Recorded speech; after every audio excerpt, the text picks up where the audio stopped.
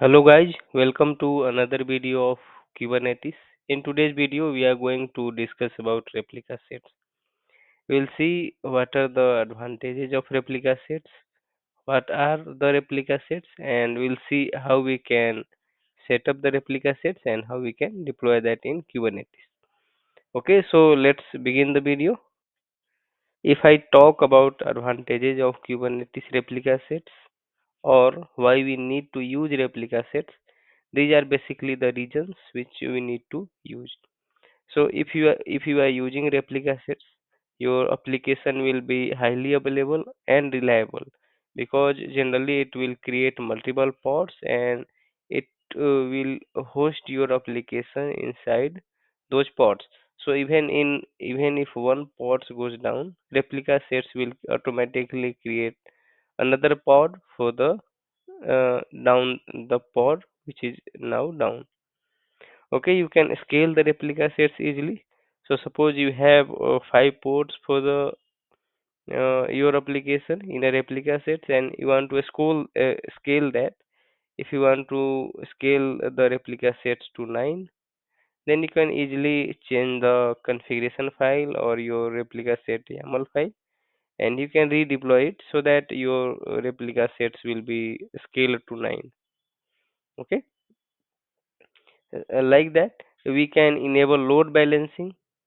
So if you have multiple pods, you can enable load balancing for your replica sets, so that uh, load will be balanced across the pods in this replica sets. Okay. And the another important thing in replica sets is labels and selectors. This is the important concept in replica sets which we generally use to attach or to uh, you can say like to integrate the pods in the sets. Okay, we'll see this when we create the YAML, or when I will explain the YAML of creating replica sets. Okay, a replica set purpose is to maintain a stable set of replica pods running at any given time. So that if even your application crashes or any pods go down, replica sets will automatically create the pod immediately to ensure the configured number of pods running at any given time. Okay, this way you can achieve high availability. Suppose this is your Kubernetes cluster and you have one worker node inside that. Okay, I have already explained the architecture of Kubernetes. Generally, we have the master node and the worker node in a Kubernetes cluster. So all the pods, replica sets, deployments, whatever you create, you have to create only in worker node. So this is my worker node, which is nothing but a virtual machine or a physical machine. Inside that, we have created a replica set. This is our replica set, and we have created three pods inside that. Okay, so our set consists of three pods. Suppose in case first pod is down due to any issues or something happened or it crashed or something like that, then replica sets will create another pod in no time. You can say immediately, so that your application will not go down. Even while creation or while deleting this pod, your application will be available, because your application will still exist in these two pods. Okay, and you can enable load balancer service, so that load balancer service will balance the load in these two pods. Okay, which are available. This is how we can achieve the load balancing in replica sets and pods. To avoid overloading of traffic to single pod, we can use load balancing. Kubernetes provides pod load balancing out of the box using services for the pods which are part of a replica sets. So if this is your Kubernetes cluster and you have two worker nodes, and replica sets can have pods in multiple worker nodes. Like this, you can see you have 4 nodes, and these 2 nodes are in one worker node, and these 2 nodes are in different worker nodes. And we have one replica sets, and these 4 nodes are part of that replica sets. Okay, so on top of this, we have a service that is also called load balancer service, and users will be accessing the pods using this service. Okay, so service is just the medium to connect with your pod. We'll discuss the service in upcoming videos in detail. So these are all the users, and they will try this service URL, and they will be able to connect the pods. In the meantime, if the pods or something goes down, the load balancer service will again balance the load in only the on the available nodes, and it will not send the traffic to the down nodes. Okay, labels and selectors are the key items which ties all three together: pods, replica sets, and service. We'll know all these in details when we will write the YAML files for the service or replica sets or deployments in upcoming videos. Okay,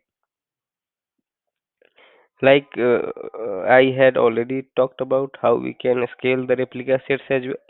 Okay, so when load become too much for the number of existing pods, Kubernetes enables us to easily scale up our application, adding additional ports as needed.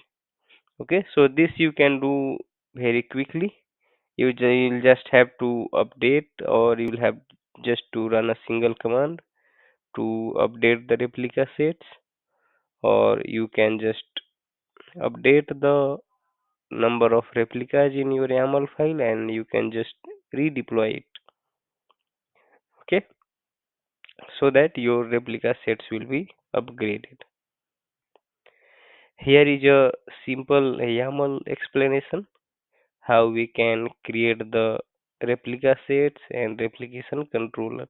Replication controller is also kind of, you can say, replica sets, but this is kind of older version, and we don't use this much. Okay, this is how you can create the replication controller.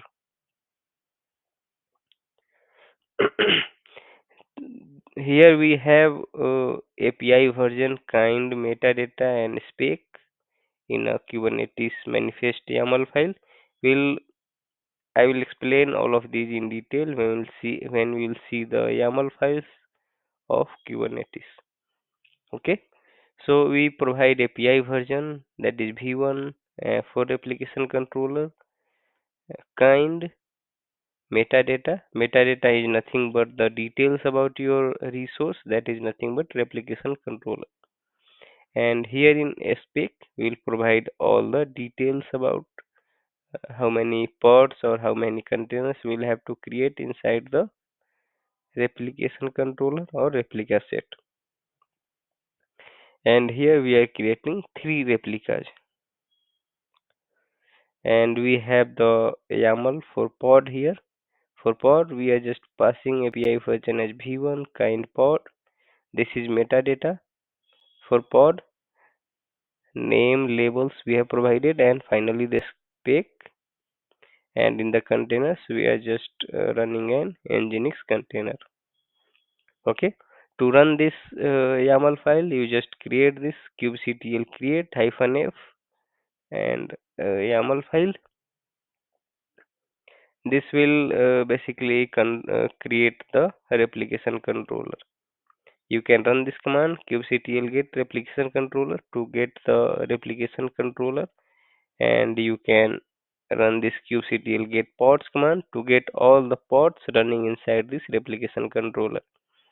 So if you notice it, uh, just by creating one replication controller, we have 3 pods running of the same container or same application, you can say. So suppose the first pod goes down, then replication controller will automatically create the third pod immediately. Okay, So this way, a replication controller and replica sets make sure that your application never goes down. Okay, let's move ahead. This is the YAML to create a replica set. A replica set and replican controller is replication control. They both are similar, just a minor difference. In replication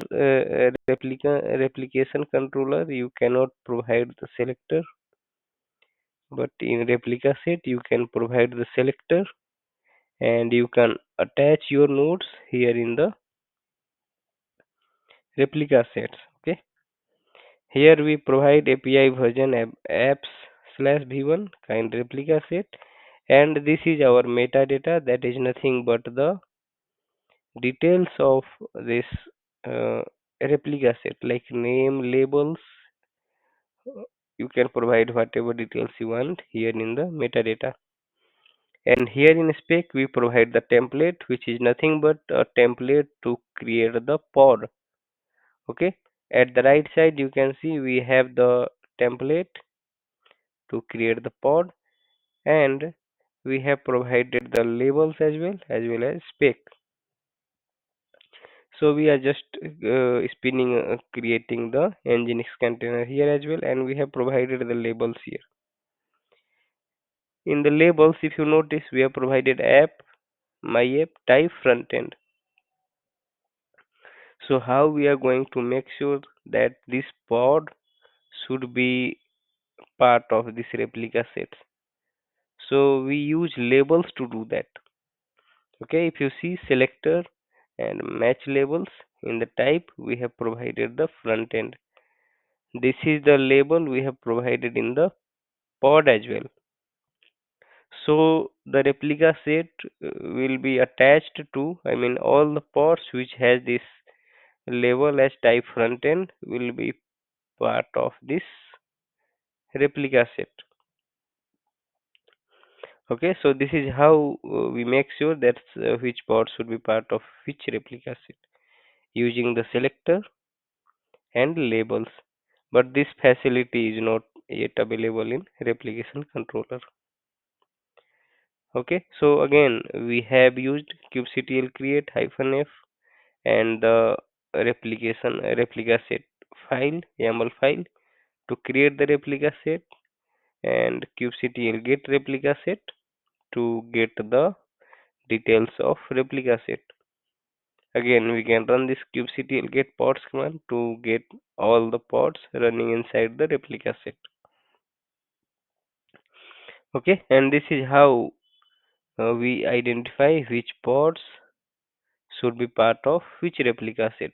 So suppose you have this many pods inside your Kubernetes cluster, and you might have created multiple replica sets as well.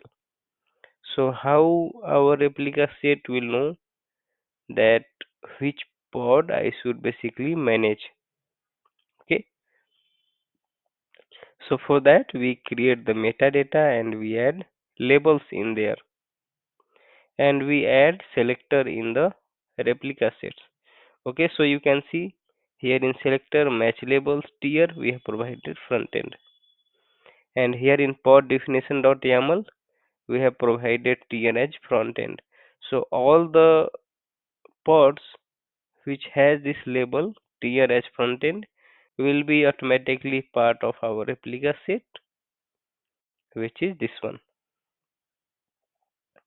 Okay, so any pods in this replica set goes down, the replica set will automatically create a new pad, and this will not touch all other pads which are not part of this replica set. Okay. Here we have the code to create the replica set. You can see the API version, kind, metadata. These four are very important ones. These all should have in our Kubernetes manifest file: API version, kind, metadata, and spec. Okay, in metadata we provide all the details.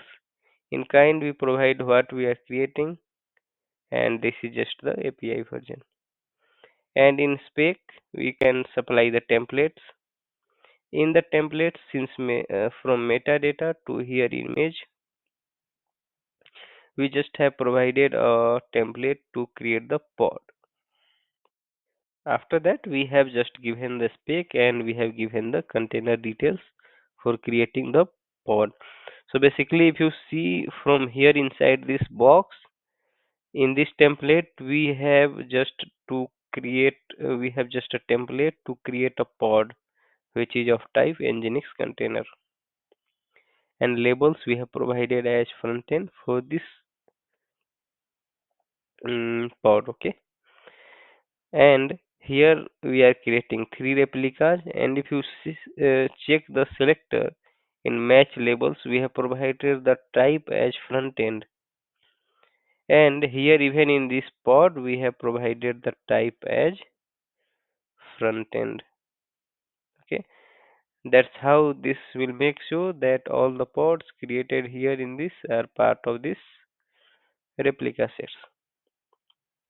Okay, so this will create three pods with label tier as front end, and they will all be part of one replica set, which is my app hyphen replica set. Okay, if you want to scale the replica set, you can always run these commands. Here, like we had three replicas earlier. If you want to make it 6, 9, or 15, whatever, you just change it and run this command kubectl replace hyphen app and your replica set definition.yaml file. Okay, you can apply this as well. You can run kubectl apply hyphen f and your file. So this will go ahead and upgrade your replicas in your Kubernetes cluster. You can do this with different commands as well, like kubectl scale hyphen hyphen replicas is equal to 6, and you can pass your file. If you want to do this just with your kubectl command, you can run this kubectl scale hyphen hyphen replicas is equal to 6. This is your replica set, that is kind of type replica set, and this is your replica set name. So this will scale your replica set in, basically you can say, immediately in no time. Okay, so now these are some of the commands we use to manage the replica sets. Kubectl create hyphen the YAML file, or you can say Kubernetes manifest file for your replica set. So this will just create the replica set for you. You can run this command kubectl get replica set to get the details of replica sets, and you can see run this command kubectl delete replica set my replica set name to delete all the pods along with the replica set. Okay, you can use kubectl replace hyphen replica set hyphen definition.yaml to upgrade or downgrade your replica set to scale, or if you want to remove some pods, you can run these commands as well. If you want to scale, you can use this command kubectl scale hyphen replicas is equal to 6 hyphen file name, and this is the Kubernetes manifest file of your replica sets. Okay, so in this video we have seen everything about replica sets, how we can use the replica sets, how we can scale them, how we can create them, and how we can write the YAML manifest file of creating the pods along with the replica sets. Okay, we'll see the demo about the replica sets as well in upcoming videos. So that's it from this video. If you liked it, please like and subscribe my channel. If you have some feedback or suggestions, please let me know in the comments. Thanks for watching.